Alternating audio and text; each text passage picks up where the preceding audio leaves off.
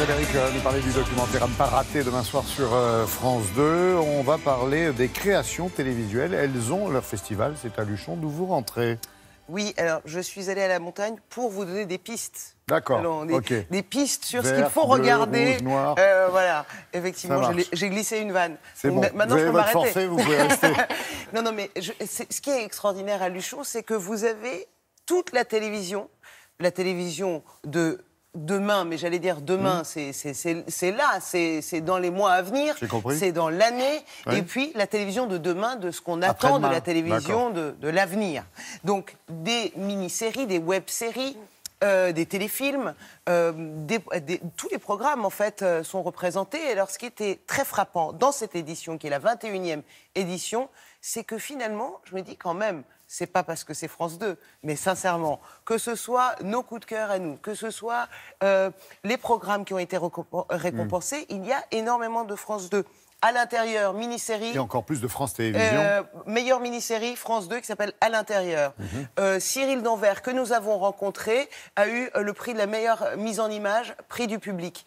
Andrea Rollins-Gaston, vous allez voir, a fait un truc extraordinaire, un documentaire sur les gosses de France, l'enfance pauvre de France. Si j'étais dans le jury, évidemment, elle aurait eu un prix énorme. Donc voilà, on a rencontré tous ces gens. Et puis Majid Cherfi, vous vous rappelez Zebda? Ah bah bien sûr. Ça vous dit quelque chose? Bah oui. Ma part de Gaulois. Il est tellement français, il nous explique ce qu'est être français. Nous avons rencontré tous ces gens formidables. Direction Luchon, regardez.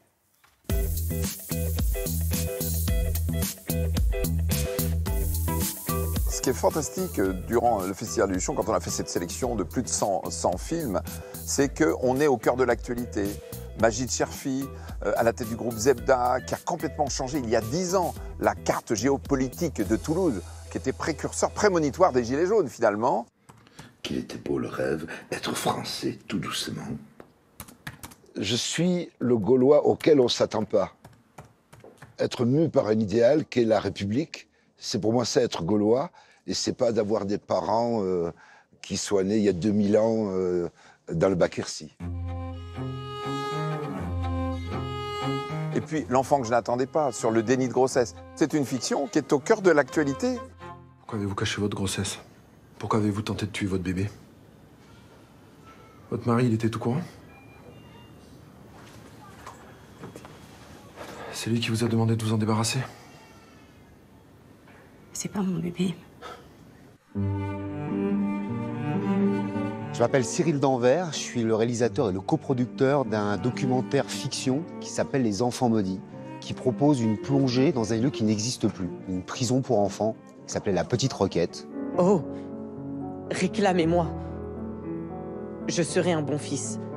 Je travaillerai de tout cœur pour effacer le passé. Un véritable pénitencier de 500 cellules qui, pendant un siècle, entre 1830 et 1930, a enfermé et maltraité massivement tous les petits délinquants de Paris. Ce qui est pérenne, c'est cette récurrence sociale de fragilité qui n'a pas changé en fait en un siècle.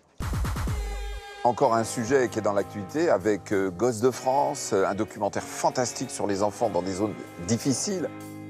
Gosses de France donne la parole à 4 jeunes invisibles qui deviennent dans ce film les porte-parole de 3 millions d'enfants pauvres en France. C'est énorme, ça représente un enfant sur 5. Notre métier, c'est d'aller dans les angles morts de la société. La dernière fois que j'ai été invitée pour un anniversaire, ça devait être à l'âge de 5 ou 6 ans.